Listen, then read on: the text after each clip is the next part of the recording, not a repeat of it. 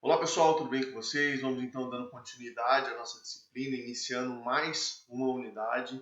E nessa unidade nós vamos falar sobre estereoquímica, né? Vamos introduzir aí todos vocês ao assunto da estereoquímica, que é um assunto extremamente importante em química orgânica, um assunto que permeia muito a bioquímica também, principalmente quando a gente vai estudar a interação entre enzimas em sistemas biológicos, né, de seres vivos e moléculas de baixo peso molecular. Então, a estereoquímica ela é muito importante para nós, é uma ferramenta muito importante para entender, né, para caminhar ali em muitos conceitos da bioquímica, do desenvolvimento de drogas, de fármacos e assim por diante, certo? E na nossa aula de hoje a gente vai introduzir esse assunto falando um pouquinho sobre quiralidade e sobre carbonos assimétricos, tá? Leitura complementar para essa aula, capítulo 5 do Paula Bruys, páginas 180 a 185, e capítulo 7 do Francis Carey, volume 1, páginas 305 a 309. Nós começamos nossa aula inicialmente diferenciando aí os tipos de isômeros que nós temos, tá? Vocês viram lá anteriormente que nós temos os isômeros constitucionais, e esses isômeros eles são definidos, né, como aqueles isômeros que se diferem na maneira com que os átomos estão organizados, tá? Então, a conexão dos átomos, a forma com que eles estão ligados é diferente nos isômeros constitucionais, tá? Alguns exemplos que nós temos, por exemplo, é o etanol e o éter dimetílico, tá? Se a gente avaliar aqui, ó, nós temos uma fórmula molecular do etanol, ela vai ser C2H6 oxigênio, certo? A fórmula molecular do éter dietílico também é C2H6 oxigênio. Então percebam que a fórmula molecular é a mesma. O que muda é a forma com que esses átomos estão conectados. E aí vai formar, por exemplo, ó, grupos funcionais diferentes. Nós estamos falando de um etanol, né, de um álcool, e estamos falando de um éter no segundo caso. É a mesma coisa que vai acontecer aqui quando a gente pegar a acetona, né, a propanona, aquela famosa acetona que nós conhecemos aí, que se vende nas farmácias e tudo mais, e o propanaldeído, né? Percebam que eles também possuem a mesma forma molecular, né? Olha aqui, ó. C3, 6 hidrogênios, certo? E 1 oxigênio. E aqui nós temos 3 carbonos, C3, H6 e 1 oxigênio. A forma molecular é a mesma. O que vai mudar é a forma com que esses átomos estão conectados. Uma outra forma de isômero que nós temos são os estereoisômeros, certo? E eles vão se diferenciar entre os isômeros cis e trans, que nós vimos lá na nossa unidade sobre alcenos, tá? Isomeria cis-trans, e isômeros que contêm um centro de quiralidade, certo? A definição de estereoisômeros, eles vão se diferenciar, né, na maneira em que os átomos estão organizados no espaço. Uma forma mais tranquila da gente entender isso é pensar que quando nós temos isômeros constitucionais, na grande maioria das vezes nós vamos ter funções orgânicas diferentes quando a gente avalia esses isômeros. Mas quando nós temos estereoisômeros, as funções orgânicas são mantidas e o que muda é o rearranjo espacial dos grupos ligados ali a um centro, né, de quiralidade, como diz aqui, ó, isômeros, estereoisômeros que contém um centro de quiralidade. Bom, vamos definir então inicialmente o que é quiralidade. A gente pode definir com esse conceito aqui bastante simples. A quiralidade está atrelada a qualquer objeto que possa existir na forma direita e na forma esquerda, certo? Então qualquer objeto que existe direita e esquerda para o mesmo objeto, a gente pode falar que esse objeto é quiral. A palavra quiral ela vem do grego quer, certo? Que significa mão, exatamente por causa disso, né? Nós temos o mesmo objeto que ele pode ser diferenciado entre uma forma direita e uma forma esquerda. Isso vai aparecer ao contrário aí para vocês, tá? Uma forma direita e uma forma esquerda. Um objeto quiral, ele possui uma imagem especular não sobreponível, certo? E aqui a gente precisa dar uma pausa. Primeira parte aqui da nossa afirmação, ó. Imagem especular é a imagem que um espelho gera, tá? O especular é de espelho. Então, se eu considerar a minha mão esquerda e pensar ela na frente de um espelho, a imagem que o espelho vai refletir é exatamente a minha mão direita, certo? Como a gente está vendo nessa imagem aqui, ó. A nossa orelha, por exemplo, também é uma imagem especular não sobreponível. E o carro, né? Aqui no Brasil nós dirigimos carro que o motorista está do lado esquerdo. No Japão, na Inglaterra, por exemplo, a famosa mão inglesa, né? O motorista fica do lado direito do carro. Então, o carro também, a disposição do carro é uma imagem especular não sobreponível. O que é ser não sobreponível? Pensa aqui, ó, minha mão esquerda, imagina que ela é o objeto, tá? E a minha mão direita é a imagem especular. Se eu tentar, ó, tá aqui, eu vou deitar elas assim, tá? E vou tentar sobrepor essas imagens, tá? Sobrepor a imagem especular do objeto. Quando eu tento sobrepor, ó, não é sobreponível, ó. Tá vendo aqui, ó? O meu dedão, ele fica de fora e não existe nenhuma forma disso sobrepor, ó, de uma forma correta, tá? Por isso que a gente fala que uma substância quiral, ela vai existir direita e esquerda, um objeto quiral, né? Vai existir direita e esquerda, e esse direita e esquerda vão ser uma imagem especular não sobreponível, tá? Olha ali, ó, o dedão, eu posso, se eu virar assim, já não é imagem especular. Você pode pensar, mas daí já não é mais imagem especular, tá? A imagem especular é essa aqui, ó, correto? Não se sobrepõe, ó, os dedões aqui, ó, pra fora, certo? Então, esse aqui é o conceito de quiralidade para qualquer objeto. Você pode falar que, por exemplo, a tua mão é quiral, a tua orelha é quiral, os teus pés são quirais, as suas pernas são quirais. Você é uma pessoa quiral, a gente pode dizer, de certa forma, certo?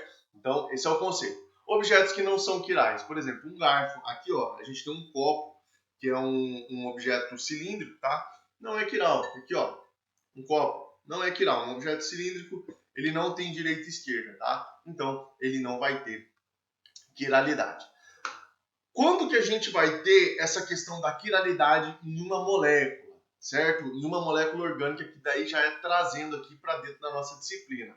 Quando a gente tiver um carbono assimétrico. E o que é um carbono assimétrico? É um carbono que está ligado a 4 grupos diferentes. Então, vamos lá. Quando a gente fala de 4 grupos, a gente está falando de 4 ligações do tipo sigma, ligações covalentes, tá? Nós vimos que essas ligações são formadas por orbitais hibridizados sp3, certo? Então, quando a gente fala de um carbono assimétrico aqui na nossa primeira análise, na nossa primeira instância, o dia que se talvez você estudar química orgânica avançada, você vai ver que existem outros casos. Mas aqui a gente vai ficar restrito aos carbonos de hibridização sp3, certo? Carbonos que fazem 4 ligações com 4 átomos diferentes. Esses átomos de carbono também são conhecidos como centros quirais e estereocentros, certo? Então, quando que eu vou ter quiralidade numa molécula? Quando eu tiver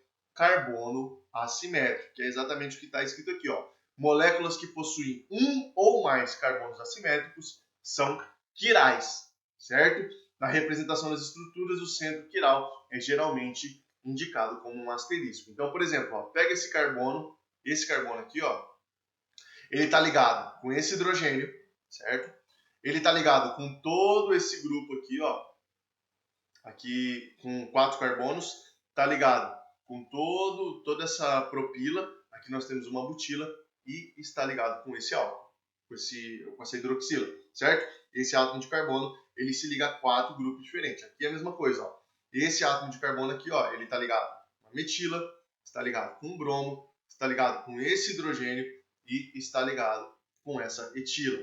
Esse átomo de carbono está ligado com essa isobutila, que está ligado com esse hidrogênio, essa metila e essa etila, certo?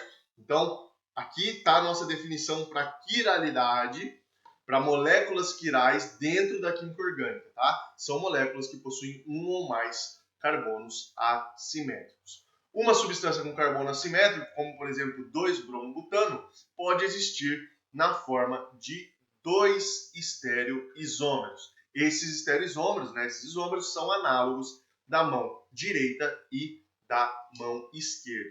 Percebam, objetos quirais, a gente viu anteriormente, tá? Objetos, tá? O que é objeto? Nossas mãos. Eles existem na forma direita e esquerda, certo? Moléculas quirais, que possuem aqui no nosso caso inicial um carbono assimétrico, ela também vai existir na forma direita e esquerda, análogos da mão direita e da mão esquerda. Da mesma forma que nós vimos em objetos quirais, essas moléculas são a imagem especular não sobreponíveis umas das outras, tá? E elas são diferentes. Então imagina que nós temos aqui, ó, o 2-bromo-butano, certo? Um espelho e a imagem especular dele está aqui na nossa direita, tá? Então a gente tem, ó, hidrogênio, a metila e aqui a etila e o bromo em cima, certo? Eu fiz um desenho aqui, ó, molecular, para tentar explicar isso para vocês. Então, ó, eu peguei aqui um carbono, sp3, tá? E botei 4 grupos diferentes, aqui, tá? Então eu vou botar para vocês aqui, ó, a imagem especular deles, ó. Imagina, esse aqui é o meu objeto, tá? Então tá lá, esse aqui é o meu objeto e essa aqui é minha imagem especular. Então eu tenho, ó, o amarelinho, ó, a bolinha amarela, a imagem. Aqui atrás, ó, a bolinha roxa, a imagem. No fundo aqui, ó, no fundo, ó, eu tenho a bolinha vermelha, certo? E a bolinha azul, correto? Quando eu tento sobrepor, ó, quando eu tento sobrepor uma sobre a outra, olha que interessante que acontece. Vou tentar segurar aqui, ó. Se eu alinho, ó, eu alinhei o roxo, ó. Tá vendo aqui, ó? Tô tentando sobrepor. Eu alinhei o roxo. Mas aqui, ó, o vermelho e o amarelo não fechou. E desse lado aqui, ó, o vermelho e o amarelo também não fecham. Eu não consigo sobrepor. Se eu giro a molécula de baixo, ó, agora eu alinhei o vermelho, ó. O vermelho está alinhado, certo? Só que aqui, ó, eu não tenho alinhamento, ó. E atrás eu também não tenho alinhamento.